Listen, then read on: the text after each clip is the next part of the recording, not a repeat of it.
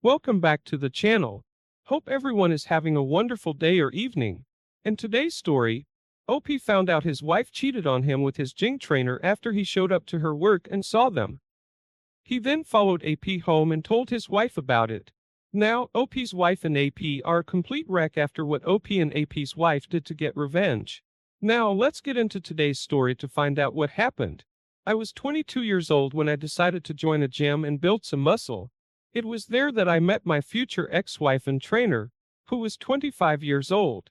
She was amazingly fit. Whenever I worked out, she became my motivation. She'd joke with me, laugh, and ask me questions about my job and hobbies. I gained muscle under her watch and eventually asked her on a date. Throughout our dating relationship, she never shared anything about herself that I didn't instantly fall in love with. When my dad met her, he insisted that I pop the question. Looking back now, I know it was too soon. I think Dad and I were just excited at the thought of expanding our small family. We had a big wedding. My dad spared no expense.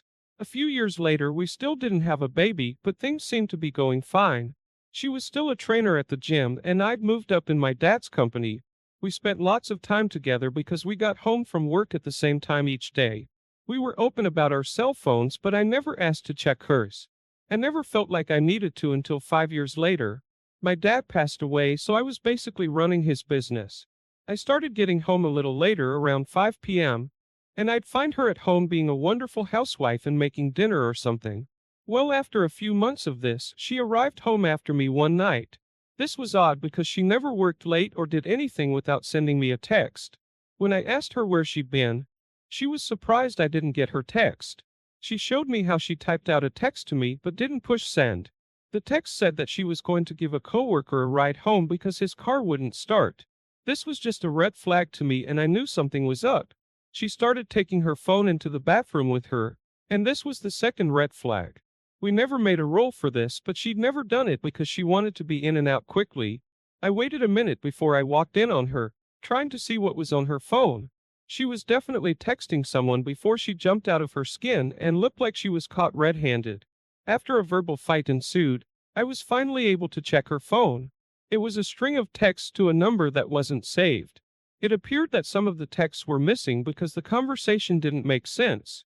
Only innocent enough sounding texts were left behind without context. The whole time I checked her phone, she was bright red. I asked for more information, but she swore it was the same friend who needed a ride home, and that nothing was going on. I pretended to let it go, but secretly decided to follow her to work the next day. I saw a male coworker greet her with a smile and hug. I returned later as they were getting off work, and saw him give her another hug. My blood was boiling. Who is this guy, and why was it so normal for him to touch my wife? They chatted about God knows what, until I texted her to say I'd be home late. She looked at the text with him standing beside her, and then leaned close to tell him something. They both walked to his car, got in, and left. I followed them to his house and sat in my car for a few minutes. Before I get out of the car, a woman knocks on my window. She demands to know who I am and why I'm outside of her house. Although I was very confused, I told her what was going on. As she listened, a look of concern spread across her face. She said that she'd been suspecting her husband of cheating with a coworker, and thought he was bringing her here while she worked late. Tonight, she came home early without informing him, and that's when she saw my car. She invited me to join her while she knocked on the door. We held our breath until her husband answered the door. He turned white, and I could see beads of sweat appear on his forehead. He starts playing dumb and asking what's going on right before his wife explodes on him. Her screams urge my wife to rush to the door, adjusting her clothes as she makes eye contact with me. She immediately starts fighting back tears as she explains that she just wanted to come over and hang out with him, something that makes no sense and has no credibility at all. While the wife screams at her husband, I notice my wife's wedding ring is missing from her finger. I demand that she gets in my car, and she does. On the way to pick up her car, she would not admit that they had sex. I was trembling as I drove. My wife never showed me any signs of wanting something different from what we had. I asked her why she slept with him, but she denied it again. She said they were only supposed to hang out, and that she didn't know he was married either. When I asked her why her wedding ring was off, she told me it was because it pinched whenever she lifted weights. I didn't believe her, but I didn't make her leave the house either. A part of me wanted this to be a bad dream. She didn't go back to work, and for about 2 months she lived each day in suspense and humility while she did her best to please me. I basically ignored her and all the questions my brain wanted answers to. Like, was she still secretly talking to this man? Why won't she admit she had sex when I know she did? Does she even want to be married? How could I ever trust her again? That's when I got an email from that man's wife. My email isn't hard to find if you know my name. She told me that her husband finally told her what happened, that my wife had been to their house at least 2 times before that, and that each time she had sex with her husband. She added that she was sorry to be the bearer of bad news, and that she planned on informing their boss of the affair. It was the worst news of my life. Instead of talking to me about whatever was going through her head and trying to keep our marriage sacred, she went behind my back and slept with him. The level of betrayal was unspeakable. I confronted her, calling her a liar and showing her the email I received. She started crying and begging me to forgive her. She said that they had chemistry at work, and the thought of sleeping with him just crossed her mind. She said it was a mistake to go through with it, and that she's hated herself ever since it happened. I told her I didn't believe a damn word she said, because apparently she had gone back to his house more than once to sleep with him. It takes an awful lot of deceit and intent to keep going back like that. She cheated on me more than once with some guy she knew for about a month. I told her how upset I was that she never tried to talk to me about any of it, while pretending she had no secrets from me. Because of her infidelity and lies, I filed for divorce. My dad raised me to be emotionally strong, and to make decisions that need to be made. I'm almost glad he died before she did this, so that according to him, we lived happily ever after. But no. Instead of that, her affair and bad reputation became the hot gossip of our small town. The dude was kicked out by his wife around the same time I kicked out my ex. They were both fired, divorced at a young age, and labeled as cheaters. I heard he won't date her because he doesn't trust her. Go figure. A few weeks later, I took the betrayed wife out for dinner, and we had a good time. OP, I am very sorry your wife was unfaithful to you. People make mistakes, but when it comes to this level of betrayal, it's hard to recover from it. As long as you try to stay with her, you probably second guess everything she said, and never truly feel comfortable in the relationship. Marriage requires hard work and honesty, both of which seem far-fetched to that woman. She went back more than once to commit the same sin against you, and was only remorseful after she was caught. This type of woman is not mature enough or ready for marriage, and sometimes it's a lesson learned too late. I am happy for you that you made the quick and accurate decision to get divorced. It can be difficult for people to make this decision, although it is often the better option when it comes to infidelity. Keep yourself number one in your life until you find someone who becomes just as important. Now let's get into today's second story. My ex and I have attended the same church since we were kids. Well, not anymore, and you'll understand at the end. We started dating each other when she was 20 and I was 21. Our parents were both strict in our religion, and expected us to abstain from sex until marriage. We agreed at first, but it became quite a challenge and we did it a few times. Around the time I proposed, we began attending separate Bible study groups for men and women. Each group would discuss things like how important it was to keep yourself pure until marriage under God, what was expected of a Christian wife or husband, and stuff like that. These groups met at the same time once a week, and I would drive my fans home afterward. One night, I waited an extra 10 minutes for her to come out of the church. It wasn't too odd to me, and I didn't ask anything. She seemed happy and fine. The next week, I waited 15 minutes. This time I asked what held her up. She said she likes talking to one of the leaders after the lesson to get a better understanding of it. I didn't want to push any further, so I let it go. The next week, as I'm waiting for her to come out of the church, one of the women from her group knocked on my window.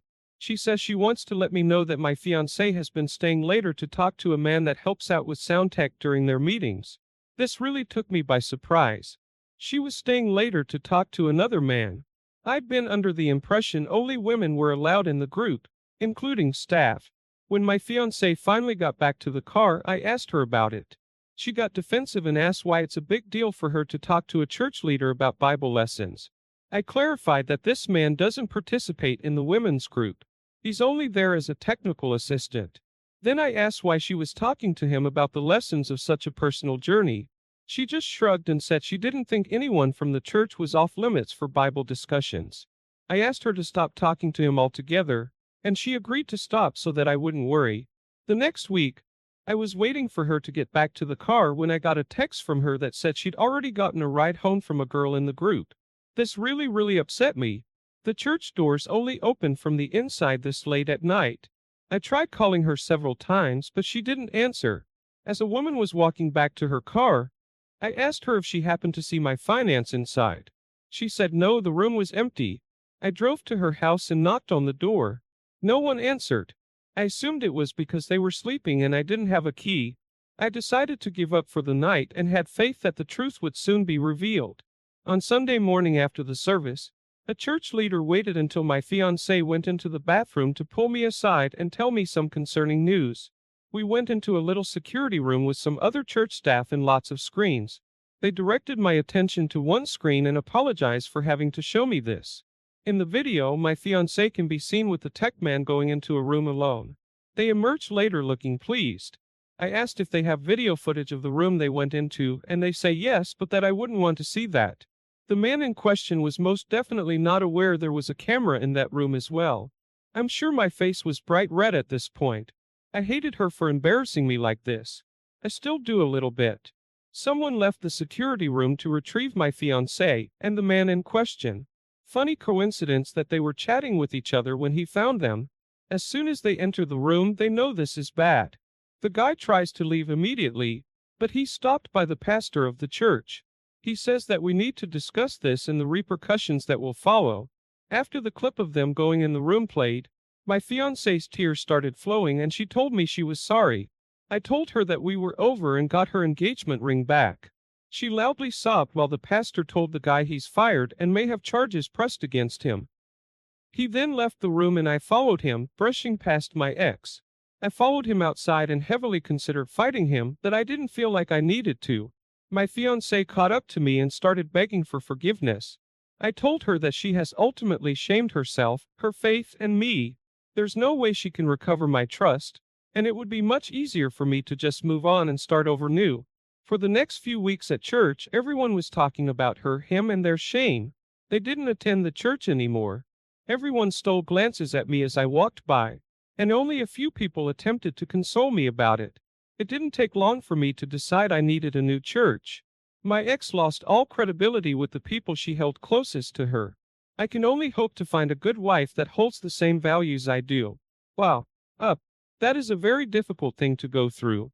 It sounds like your ex and that guy got the shame and disgrace that they deserved. It just pains me that you were outcast as well. You had your heart in a good place, attempting to do things properly when she decided to take advantage of you. The good news is that, like you expected, the truth did come out, and you have an opportunity to marry a woman that deserves your loyalty and dedication. Even if it feels like the world around you is falling apart, there is hope. Hope is stubborn and doesn't give up on us. As long as we are true to ourselves and practice self-love, we are on the right path. Thank you for taking the time to listen to today's stories. If you enjoyed listening, please don't forget to like and subscribe if you haven't already. Also, comment below with your thoughts on what happened in both stories. Take care.